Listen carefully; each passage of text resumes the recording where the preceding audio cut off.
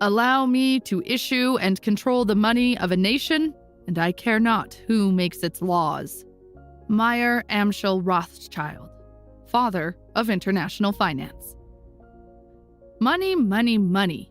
You either have it or you sell your whole life to get it. Money is everywhere. It's in the chair you sit in. It's in the cell phone or computer you're using to watch this video. It's in the napkin you use. But have you ever thought about where the money comes from?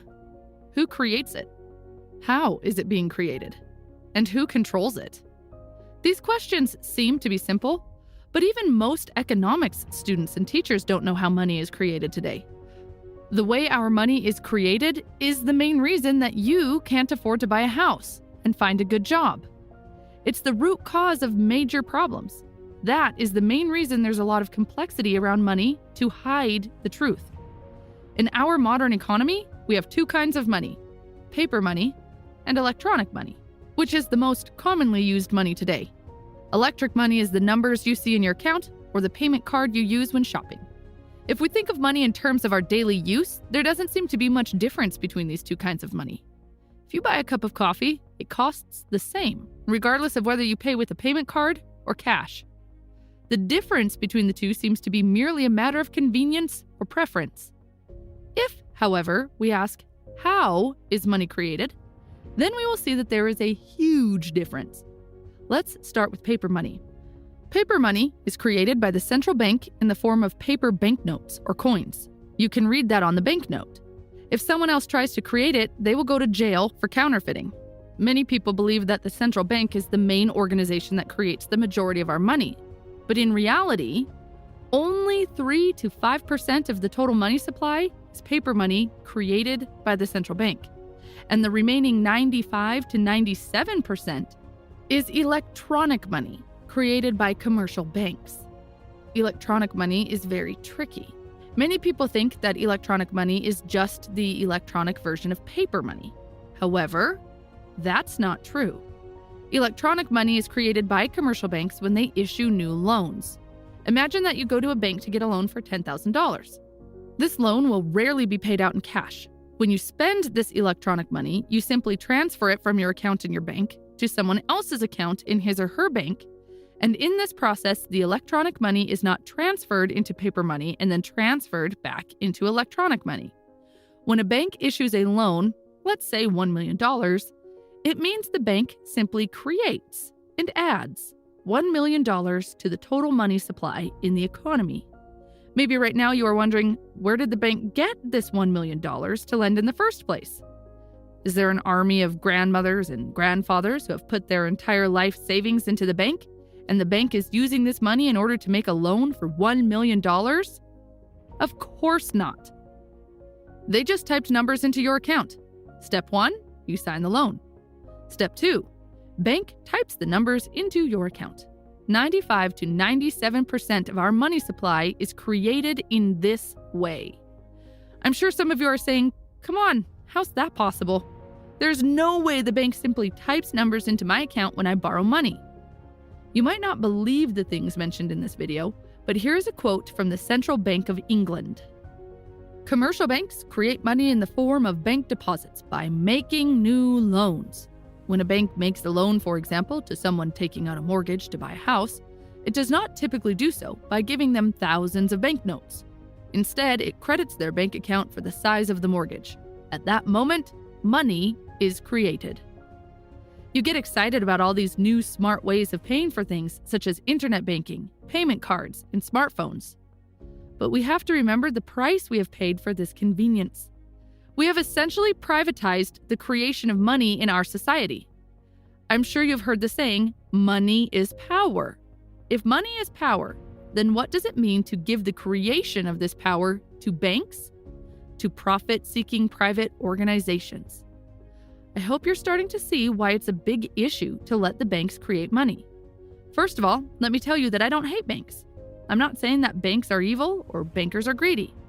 The main problem is that we have given too much power to the banking industry. We've basically allowed banks to combine two vital processes, which are money creation and money lending. As a result, when banks lend money, they are creating money. It's very important that you understand this part because it has a direct impact on you. This is the main reason you can't afford to buy a home and find a good job today. Just like normal private businesses, banks also want to maximize their profit and minimize their risks, which means they have incentives to lend money to certain sectors that are less risky. And you know what the sector is that has a lower risk for banks? Real estate. For banks, it's risky to lend money to a small business because there's a high chance that it will go bankrupt. But mortgages have collateral. If the borrower can't pay, the bank will take the property to cover its losses. Since it makes sense for banks to lend money for mortgages, newly created money floods into the real estate market instead of other sectors that society needs, such as renewable energy, the creation of new businesses, schools, hospitals, etc. From the surface, it may seem like society benefits from cheap mortgages, but we don't. Imagine that on New Year's Eve, Santa Claus comes and doubles everyone's money. If you have $10,000 in your account, Santa Claus makes it $20,000. Suddenly, everyone feels rich and rushes to shops to spend it. And you know what happens next? Within a few days, prices will rise. Since prices rose, no one is going to benefit from the sudden increase of wealth. Having access to cheap mortgages works in a similar way. House prices keep getting higher and higher. The common belief is that houses are expensive because of immigration, the increase in population, and the decrease in the amount of newly built homes. Even though these factors can have an impact today, these are not the main reasons for such high house prices. The biggest impact comes from the increase in mortgage lending. For example, in the 10-year period between 1997 and 2007 in England, 40% of newly created money went to the property market, 37% to financial markets, 10% to credit cards and personal loans, and only 13% went to business lending that benefits the economy. That is why on average every year home prices are going up 7.7%, while salaries are only rising by 0.8%. These numbers are for the UK, since the author of the books I have used to create this video is from the UK, but the situation is similar in most countries. As you can see, almost 80% of the money went to non-productive sectors that do not benefit the economy and job creation. As a result, new jobs are not created, and unemployment goes up. For example, in Italy, 40% of youth under 25 are unemployed. In Spain, it's 56%, and in Greece, it's 60%. This is a massive waste of human resources who want to be doing something useful, but can't, simply because of how money is created and distributed in the modern monetary system. So if you want to solve the housing problem and unemployment, you need to look at how our money is created. One of the common questions I get is this: if banks have created so much money, then why don't we have inflation in the economy? As you just saw, a big portion of the newly created money does not flow to the economy. It flows to the property market and financial markets. Inflation is created in the direction where the money flows. That's why home prices and stocks are going up while the rest of the economy moves like a turtle. In the past, one member of the family was working, and he was able to support the family, plus buy a house. Today, both partners are working, but despite that, they can't afford to buy a house. Many young families who qualify for mortgages barely pay their regular expenses and mortgage payments. What's going to happen if interest rates go up? Well, the bank will kick them out and take their homes. But here's the most important question that no one asks. What did the bank do in order to earn the rights to take away the homes of these families, except by typing numbers on the screen? Therefore, mortgages are the best-selling product on the bank's shelves. And why is it a bad idea to let the banks create money and control it?